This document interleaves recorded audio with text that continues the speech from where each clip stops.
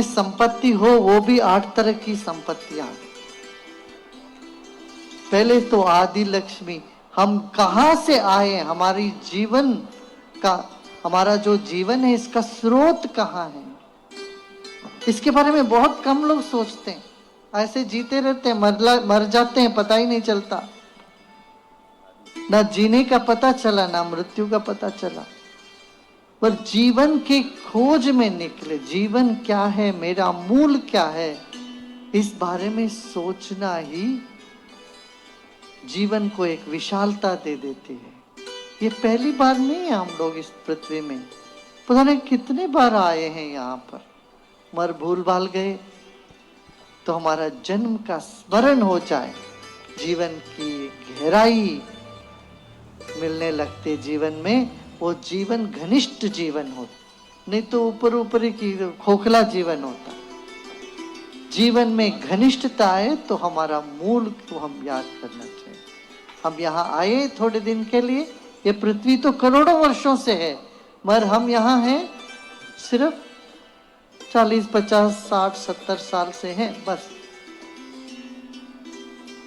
और इस जीवन के उपरांत क्या होगा,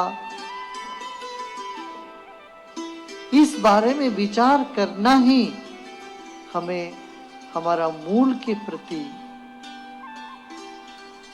जागृत कराता है। हम अपने मूल के प्रति सजग हो जाएं, जीवन में तब एक गंभीरता, गहराई हमको मिलता है। तो ये आदि लक्ष्मी हुआ। फिर धनलक्ष्मी, क्या पैसा हो तो समाज में चले काम, घर चलाना हो तो धन की आवश्यकता है। कुछ लोगों को धन जब समय के अनुकूल नहीं मिलता, जब धन मिलता है काम नहीं होता, काम होता है तो धन नहीं मिलता। सब कुछ होता है, मकान होते हैं, खेत होते हैं, अनाज होता है, मगर धन नहीं होता है तो तकलीफ होती है। ये धन लक्ष्मी की कमी। फिर मान लो धन लक्ष्मी आ गई, तृप्ति हो गई, मन घर में धन है, मगर धान्य लक्ष्मी की कमी हो तो क्या करोगे? अनाज ही नहीं मिले।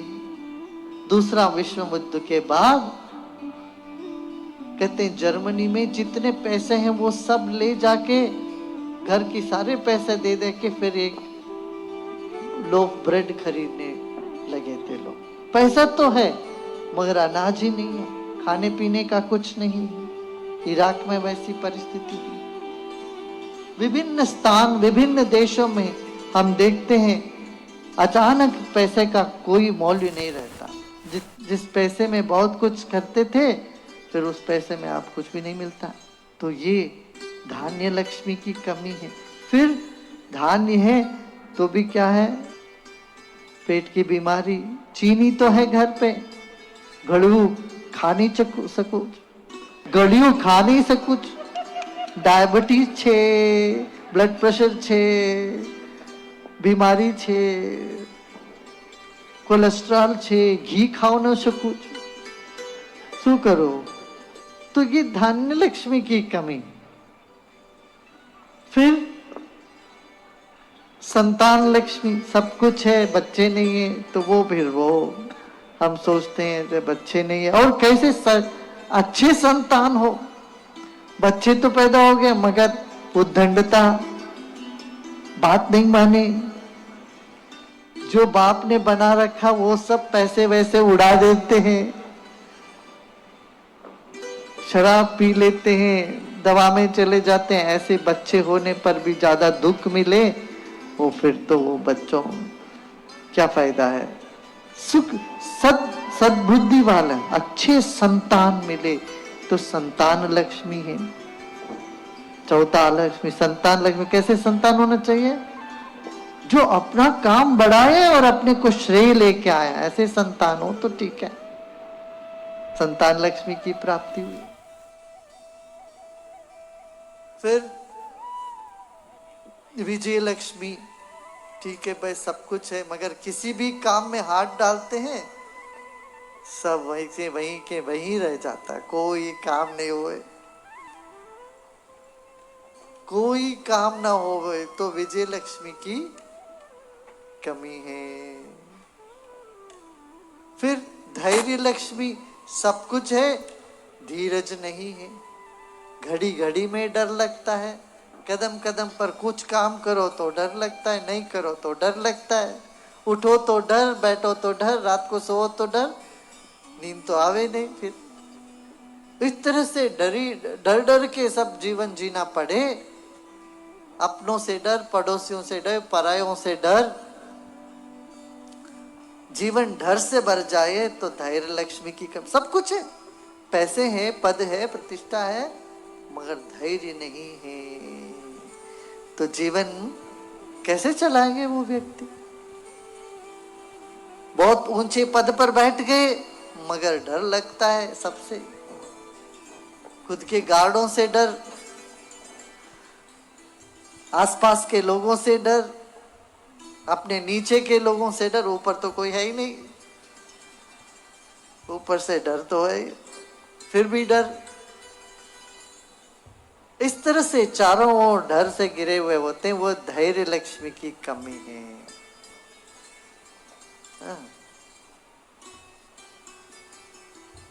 और भाग्य लक्ष्मी, फिर भाग्य लक्ष्मी क्या होता, जब जब जो चीज चाहिए तब ना मिले, बाद में मिले।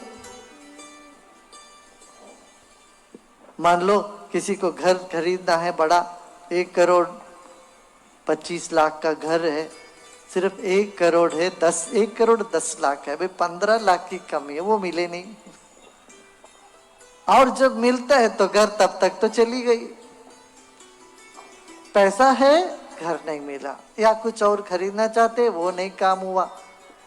ये भाग्य की कमी है। सब कुछ होने पर भी अनुभव उसका उपभोग न कर पाए। एक बड़े सेठ कलकत्ते में बहुत बड़ा इटली से लाके मार्बल बना के घर बनाया, इटली से मार्बल लेके आए,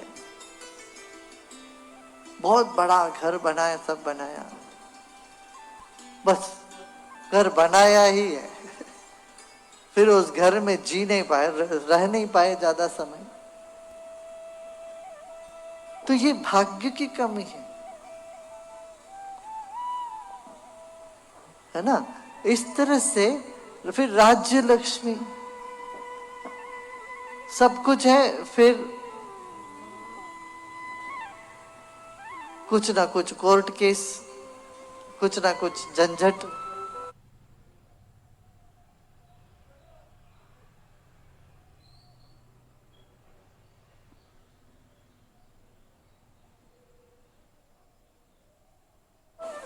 ये सब हो रहा है, फिर ये कहते राज्य लक्ष्मी की कमी है। तो जीवन में इस तरह की सभी तरह की संतुष्टि मिलना हो तो वो सिर्फ भक्ति से मिलता है। अटूट भक्ति और ज्ञान, ज्ञान के बिना भक्ति भी नहीं होती। इसलिए ज्ञान भक्ति दोनों कहाँ मिलते हैं? ध्यान करने से मिलते हैं। ध्यान से बुद्धि तीक्ष्ण होता है और हमारी चैतन्य शक्ति का प्रादुर्भाव होता, विकास होता है, तब वहां पर हमारे हृदय भी कोमल होने लगते हैं। जब हृदय कमल खिल जाता है वहीं पर भगवती देवी बैठी रहती है अपने भीतर। कमल में क्यों बिठाया लक्ष्मी जी को?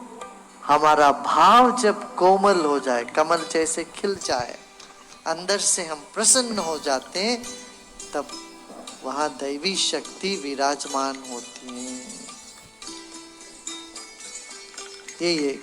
और दूसरा ये कमल पानी में रहते, पानी चंचल है, ऐसे कहते लक्ष्मी भी चंचल, चलते रहना चाहिए लक्ष्मी जी।